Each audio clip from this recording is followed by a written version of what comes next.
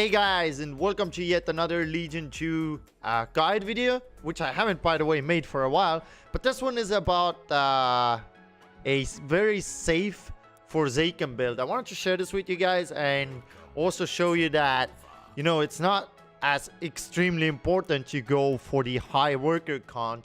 And also to kind of show you that build doesn't only consist of, you know, one unit, and you shouldn't really rely on that one unit. Then again, we're talking about a Forsaken build, so right off the bat, I guess the thing that it is going to lose to, or any Forsaken usually loses to, is a Centaur, obviously. Also, the guide will be slightly different.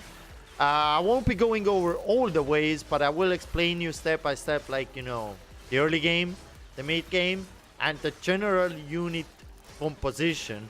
Because a lot of times this or that turn you don't exactly do the same unit as you did the last turn, because strategy also consists of you keeping an eye on what the opponents do, and then you have to react to that with a different unit sometimes. There are strategies out there that just send a very specific unit into a very specific turn, which then requires you to do some other unit to counter it, right? Alright, so yeah, there's that. Also, but the build itself is very consistent. I've been using this a lot myself. However, it can be countered with a Centaur. I'm still winning a lot of games with it. I'm carrying teams where people leak a lot, but since I'm so consistent with the build, it works, right? So yeah, alright, so let's start from the early game. So the early game, you're gonna concentrate on getting out a Nightmare. A Nightmare start is one of the most strongest ones. However, be very careful against a Brute Send. People tend to, or the people that are really good in the game, they tend to look at your build and they go like, all right, I'm gonna go ahead and save up first like 3 turns, and then they send a Brute into 4 or something. So be very careful with that. I think wave 2 or 3, you are going to be building a couple of gargoyles. Now, it is possible that you can also go for a gate guard, but I don't recommend it. I tried this out many times myself, and every time I made a gate guard early game, it fell off. And I felt that my defense was always like on the urge of, you know, starting to leak. So I don't recommend getting a gate guard. That you can do later on. Alright, so yeah, the early game is pretty much just gargoyles. You'll get a butcher roughly about, if you already have the gold, I would recommend get that into wave 5, which is perfect. Pay attention on the positioning of the units as well. As you can see in the video, I put the Nightmare on the left side. And the reason behind it is, I bet like a lot of you have heard this, like when you put, you know, the damage unit in the, like on the left side, then it gets the boss first, so the boss dies first, right? So yeah, that's the reason behind it. But you want to make sure that this Nightmare is way in the back from your other lineup, so you don't want him to be too close to your main defense. You want the wave to rush into the main of your defense, and then, you know, the Nightmare or Nightmares will concentrate down the boss or whatever units there are. Yeah, you need to be really careful with this Nightmare, because if this Nightmare dies, especially like early on, like let's say wave 5 or 6, it dies as nearly the first unit, then you will be in trouble. Your defense will most likely leak. So yeah, very careful with that. I can't put enough emphasis on like the positioning of that. It is extremely important, alright? So yeah, later on, past wave 7, I think you can start already thinking about maybe a gate guard or an extra Nightmare even. You can do the extra Nightmare already in 6 even if you want, but I would go for 7. I don't think you kind of need an extra one into 6 yet, but yeah, so try to get an extra one up. I like to go for 2 Nightmares to start with. I always want to get 2 before wave 10, because there is a set of RNG in this game that can totally screw you over, because if you only have 1 Nightmare, the turn or wave 10 boss can just randomly kill it. although you have it in the back and everything, and it goes in as the last unit, it's still gonna earn. So yeah, I definitely recommend you guys get 2 of them up before 10. All right, so into 11 now. This is the really difficult turn, especially for this build, because we don't create that many gate cards early on. We don't have that many, and if the opponent is really wise, this is the one way that they can make you leak.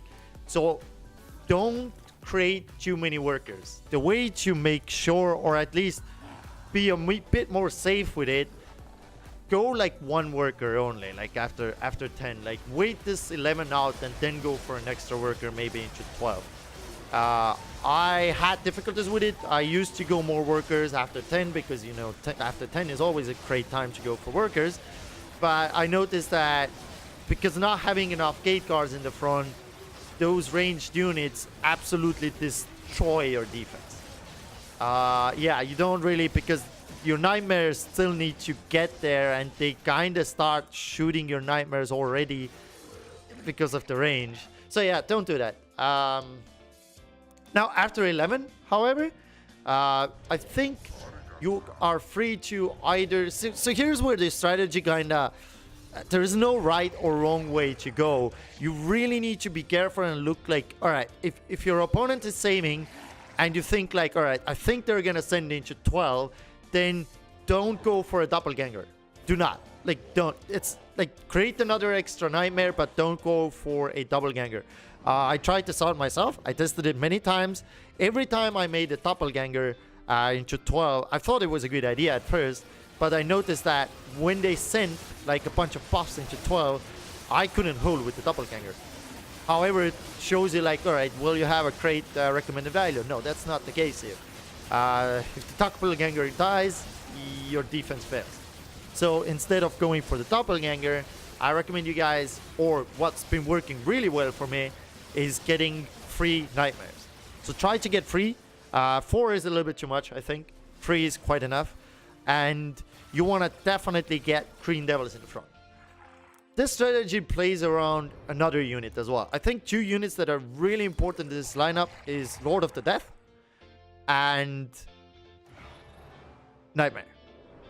I personally haven't even really created doppelgangers, I'm not gonna lie. I just don't. They're so expensive, and I find like having 1 Lord of the Death is actually better than upgrading into that doppelganger. Which is weird, but it actually works better. Also, the Lord of Death kind of counters the Centaur just a tiny bit, because that will be your only sort of, you know, ranged unit. Also, I forgot to, of course, mention earlier the Dark Mage. You can create the Dark Mage along the lines of like maybe around wave 6, I believe. Yeah, I think wave 5, 6, 1 Dark Mage is pretty good already, so you can do that. I'm sure you know that combination with the Nightmare. Also, what else? What else can I add here? Yeah, Lord of the Death is really important. You can start getting the Lord of Deaths already around wave 12 or 13 if you have enough money. This really comes down to how much, you know, the enemy has leaked and how much income you have in general. If you see that, all right, I can pull this one Lord of Death off, then you should do that after 12. I think 12 and 13 are great turns to go for them. 13 is kind of hard, especially even for the Nightmares, and Lord of Deaths I noticed are really good into that turn. So yeah. And yeah, like I said as well, you know, Lord of Death is one of those units that a little bit counters the Centaur. Not exactly. I mean, there's no real counter against the Centaur as a Forsaken. If they send that, you probably just cry and you just hope that you don't leak like your entire wave. And the way to like prevent that from happening, the way I've done it, is that I create those Lord of Deaths. They actually, I get to kill like wave 15. A lot of people send Centaur into that turn specifically, and I get to kill the Centaur and the boss, and I usually leak maybe 4 little units, perhaps something down the line, which is not even a big thing, because as long as you get the boss down, it's fine. I think I covered most of it. I mean, this build, don't go too heavy on the workers. I think I mentioned that at the start of the video already. Try not to go too heavy on the workers. I tested it many ways, and I'm gonna be honest here. Roughly about 7 or 8 workers, depending on. Really go more workers only. Like if the enemies are leaking, I recommend that. So stick to around 6 or 7 workers after 10. And if you see that, all right, well, the enemies have leaked quite a bit this game, and you feel like, all right, my income is great, yeah, sure, go for the extra worker. If you're like 200 over the recommended value, you can do that. But still, I think it's a great idea if you add more harbingers on top of like this build. It already has great damage combined with the Lord of Death, so having couple, I'd say 2 or 3, maybe 3 harbingers is pretty good add-on. Yeah. I think I covered everything. Just try to be extremely careful with the workers, guys. Like, especially after 10. With this build, you don't want to, like, be very careful. Don't go for the workers straight away. Like, maybe go for 1, but try, like, keep an eye on your recommended value. If your value is, like, if you're at the value or, like, slightly, like, below it, don't do more workers. Just don't. Try to boost your value instead, alright? Again, so what can this build really do? So what are the pros for the build? The pros for the build is that you can defend off waves where your team is leaking, and a lot of times you'll quickly notice that you're the one actually winning the game for your team, which is insane. So yeah, I guess the positive of the build is really that I want to say it's a very solid line of defense that only actually dies to a centaur. So the way to prevent, you'll see it coming as well. Like, you'll know when your enemy is gonna send a centaur. They probably save up like 3 or 4 turns in a row. That's when you know the centaur is coming. So it's not really hard to predict. So when you know it's coming, just don't do the workers. The only way to really counter the centaur is just to build crazy. It's just go crazy overbuild. Like, try to get, like, I don't know, 300-400 over value. So don't create the worker. You can delay the worker 1 turn. It's not a big deal, guys. A lot of people actually make the mistake, like, oh no, but I always go a worker this turn. I got it. Yeah, I'm gonna go worker. I don't care. I'll pick greedy here. Like, yeah, it's fine. It's not fine, because if they make you leak with a brute like 5 units or something, not only did you already invest into the worker, which, by the way, the gold you're not gonna get back within the next few turns, or 4 or 5 even. So now you already lost like another 100 on top of like the worker you put the gold in. So you're gonna have difficulties climbing back, actually. It's not fine. If you leak like, let's say, 1 or 2 units, you won't really, like, nothing really bad is gonna happen from it. It's not really a big issue. But if you leak like nearly the entire wave, you pretty much already lost the game. I'm not gonna lie here. So yeah, be careful with that. And yeah, I hope this build helped you out, guys.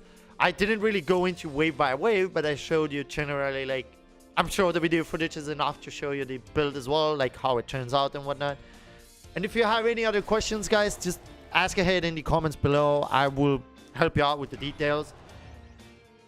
There will be a written guide in the, in the Steam guide section as well, so you can go there and see it step by step.